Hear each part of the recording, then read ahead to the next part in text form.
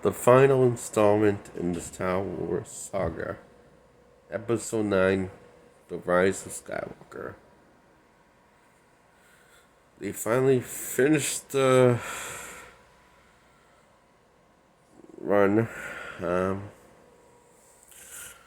well, so how was this one? Was it bad like the sequels were?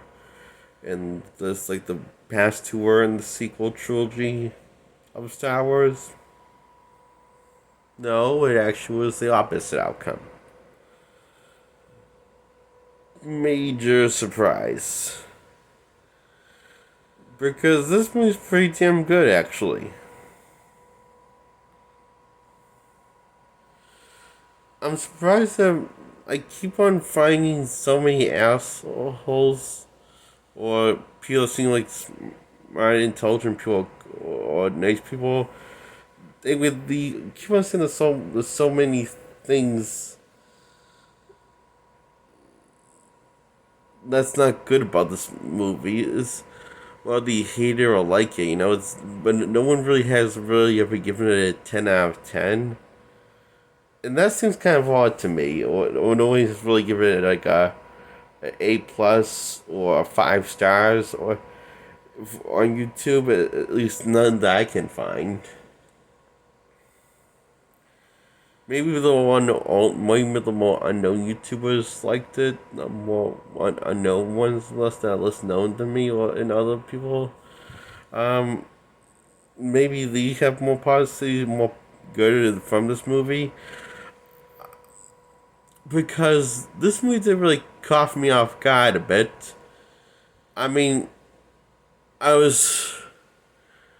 I did like I didn't have high expectations. I actually had low expectations, but I still insist on myself to keep an open positive mind about it, the whole thing, because it's been a long journey. The Star Wars franchise, with me going back to the original trilogy, that was not the an ultra one, and the prequel trilogy, then that got altered, and the original trilogy got altered, and Disney bought the rights, and they made Last Jedi and Force Awakens, and those sucked, and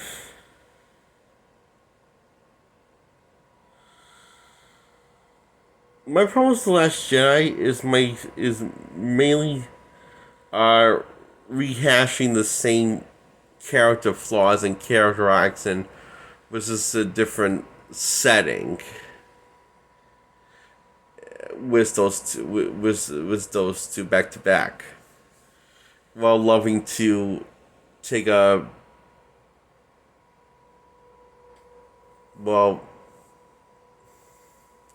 a big just stab at the prequel, at the predecessors of Star Wars movies, the older ones. Personally, I think The Force Awakens did that more than The Last Jedi did.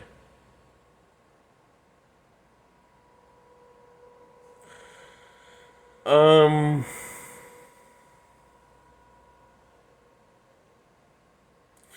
and my other problem is just the whole style is that the one like it looks the whole style of Disney Star Wars, that it looks like well, it doesn't look nothing timeless. Like it just looks like enough. It looks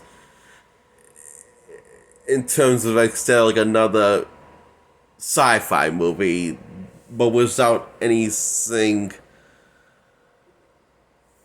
Uh, Nothing to feel like a Star Wars part of Star Wars universe, because nothing about feels this like still feels like old school, or in a way, but new and hot. It's like it's what that's how it feels. Okay,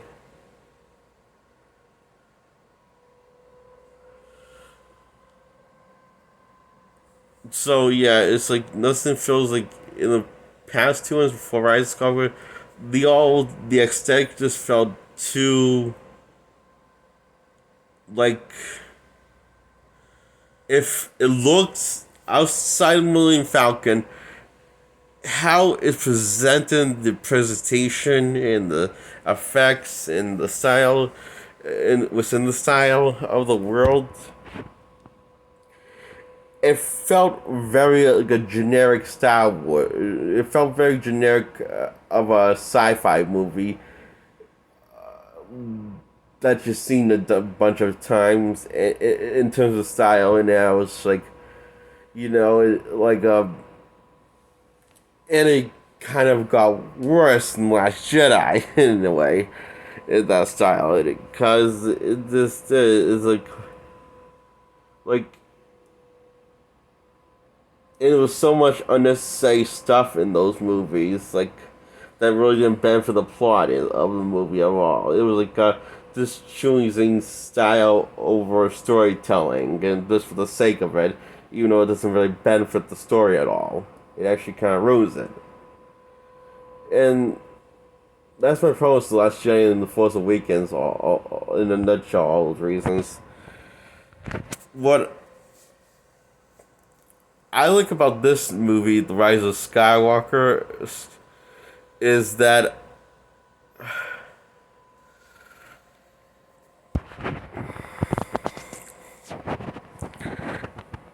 is so many things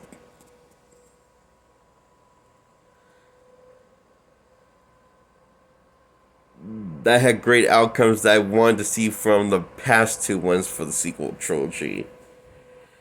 As in, it doesn't feel like another sci-fi movie. It feels like something. It feels like a space soap opera. It feels like Star Wars. Because Star Wars is a space soap opera. Because you have all these nine films, you have all these films in sync and built on each other. And it took nine films to do it, and the fact that you finally made the ninth one, which was supposed to come out a lot sooner, and the fact that I didn't know I was going to be alive to make that to the ninth one, the fact that you actually ended like this is pretty spectacle, and also pretty emotional at times, and big and grand, and it's what everything I want to see a Star Wars from to be, and what I want from Star Wars, and it's just all around a really well written, well written story throughout free act structure, and a movie that's just under 3 hours long. The runtime.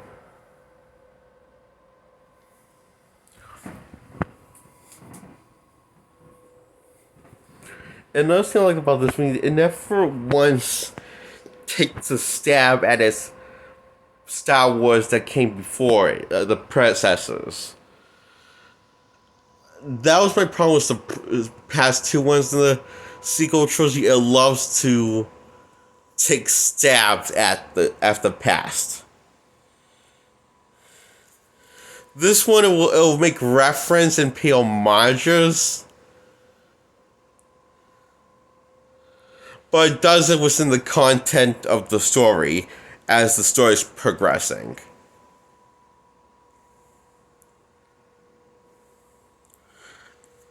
I was very surprised how well he actually pulled this off. Actually, I was really lost with words. Since watching this,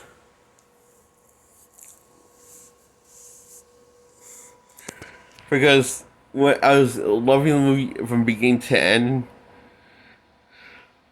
but I didn't want to say I love the movie to myself until I see the whole thing through and see if it can shoot itself in the foot, and luckily it never did.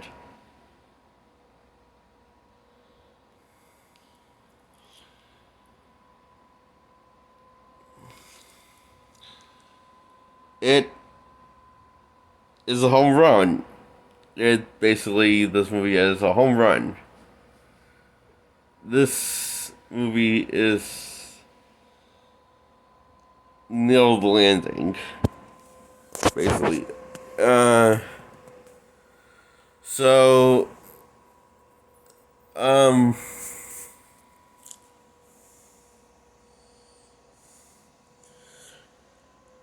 I give this a 10 out of 10. Now let's talk about the plot I'm going to talk about. So,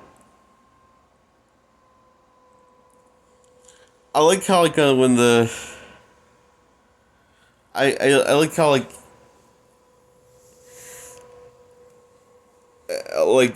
like this, like these opening battle between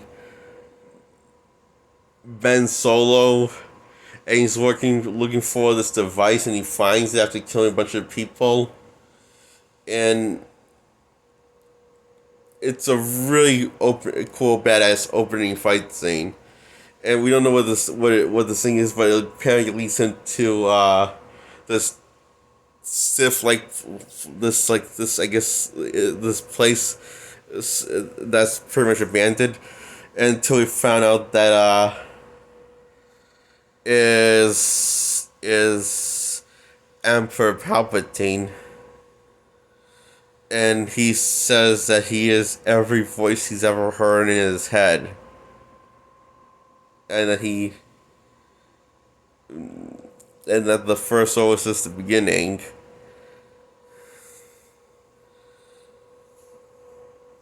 And says to Kylo Ren's, also known as Ben Solo. Kylo is his villain name, okay? His Sith name. So he says he's going to kill him, and then he reveals himself to him and says that he's been dead before, but there are many he was like, he starts smiling about the dark sides, and the dark sides in the many ways to immortality. It's a very powerful thing.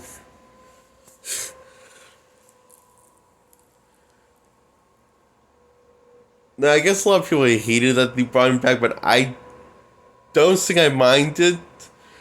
And because I didn't mind it, I didn't think it was actually as. I thought it was actually kind of believable how they brought him back. I mean, like you see him hooked up to this machine that's basically pumping fluid into him, which makes sense because last time he was supposedly dead, even though he didn't saw his body.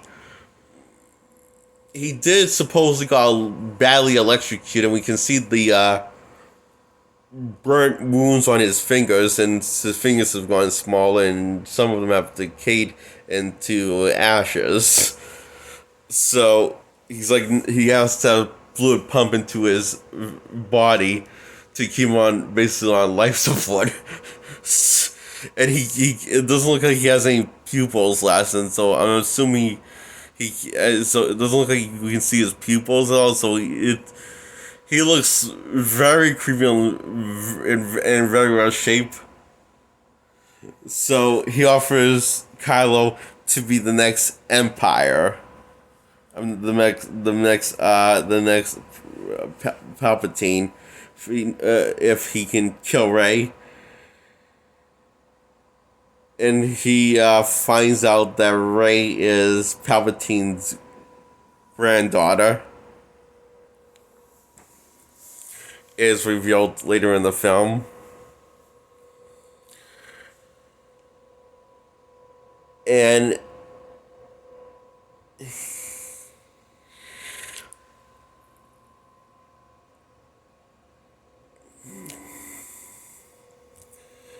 this is followed from the events of Rey losing control of her temper and often lashing out, and sometimes losing full control of her powers and unleashing something else. One event after the other event. She can even like do that thing that Palpatine when he shoots lightnings out of her fingers. So, which this is obviously freaking her out, and also making her question herself if she should even be a Jedi or not, or it's because she doesn't know herself that well, and yet she wants to just kill Palpatine. And then she finds out that he's the grandfather, and that's why the grandfather Palpatine wanted her dead so many years ago, all the time, because, well, he's afraid of having her overthrown, and that's what Rey is told by Ben. Um, Throughout the movie, but I guess that's what Palpatine wanted just Ben to believe that part, because turns out when this one Rey gives up all hope and she gets lost her mother figure, General Leia at this point, who used to be Princess Leia in the original trilogy, passed away, and Rey's now gone into a hiding and burnt the entire ship on her way off and onto the island. And Rey to burn the island, like say, but a Force ghost catches it from being burned, and that ends up being Luke Skywalker.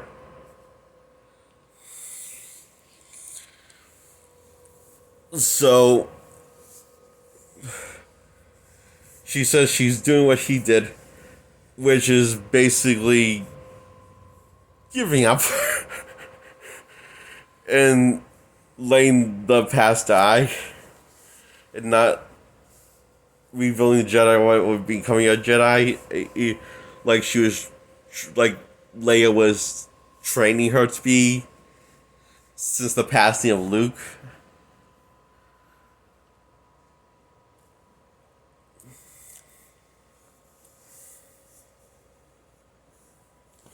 I mean, a bunch of shit has happened on this trip. I mean, first she thinks she's killed Chewie because then she finds out she blew up the wrong ship by accident by losing her control of her temper and giving it to her rage, her blind rage. And then sensing Chewie was still alive on a different ship, after wiping C-3PO's memory, after he says gives this hot woman goodbye to his friends, saying he's taking one last look at his friends, and agrees to then wipe his memory just to get the information out of him that's in his head for him to read it out loud and translate it, because it's Sith writing, and we can make him do that, talk, we translate it. But however, the downside is it will wipe his entire memory, as in he won't remember who he was at all. It's basically going to be a complete reboot C-3PO. So, which it does leave us like very touching, which is very, yeah. So which leaves a very C-3PO is really it does have a good nice moment saying he was having one last look at his friends. So in other words, he agrees to like do this for his friends and to win the war. And now and then the hop on the ship to save Chewie, and Rey ends up getting sidetracked because she senses the holocron. I think it's called holocron, right? It was called. it's this thing that will lead to it's basically a GPS compass of that Sith stuff uh, that she's looking for, and this dagger has the writing on it of how to get it, and written in Sith writing. So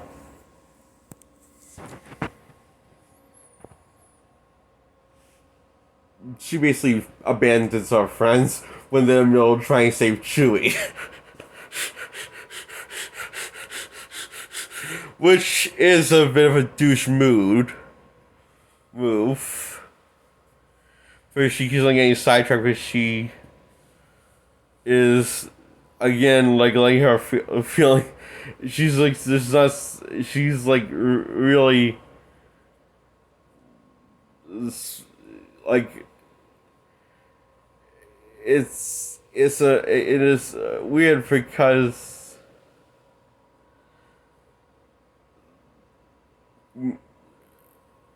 did I say weird? I meant to say, and the thing, and then we find out like that the douche that hates uh Kylo Ren's is the spy in this movie. This entire time that's been giving out secret messages within the First Order. And he's not doing this as the right thing. He just doesn't want. He just wants to prove that he's better than Kylo.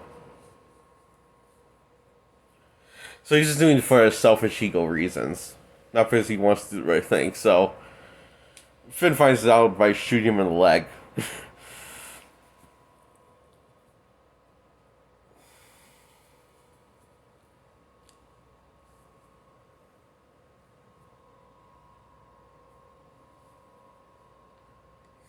Rey gets the dagger and then makes the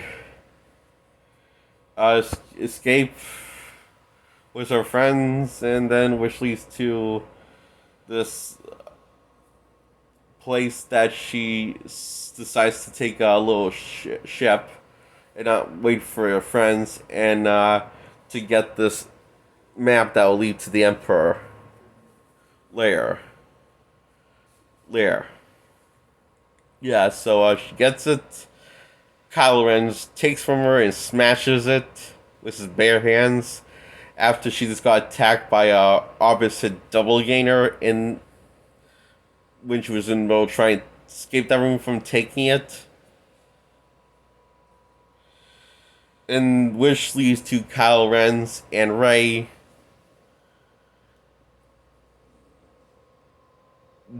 duking it out and dueling each other, fighting to the death. And this one she escapes the room, and then one thing's a bad thing, and two bad things. Leia dies, which leads to him getting Kylo Ren's getting seriously wounded, and now he's bleeding out and going to die. So Rey decides to force heal him and saves his life and flies off. Admits that she kept on wanting to take his hand, but sees that is opportunities basically run its course. I believe she said something like that. Anyway, she flies off and abandons her responsibilities as a Jedi, and that's when Luke decides to lecture her and admit that his mistakes, why he was wrong in the first place of ever giving up.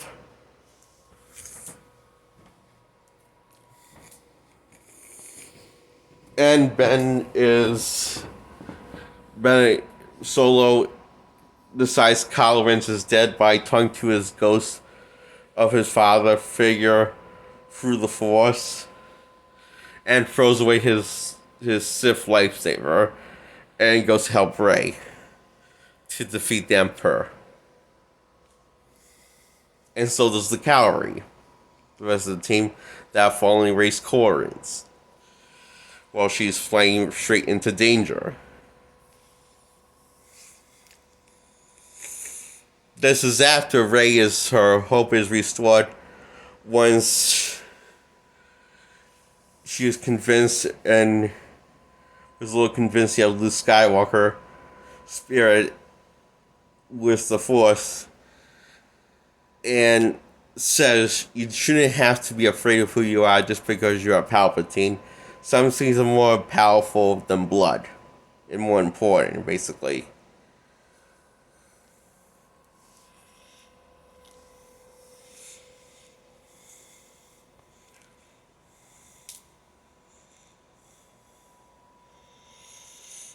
And Leia knew you were Palpatine. She just didn't tell you because she saw you for you who you were because of your kindness. And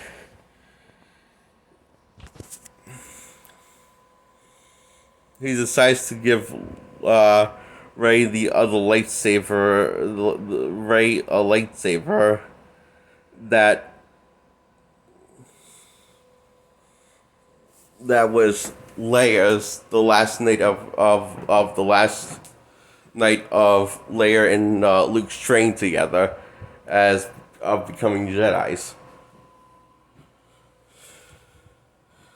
Luke says that she sensed that her in the future her son falls off the path of becoming a Jedi and falls off the path of Jedi, and that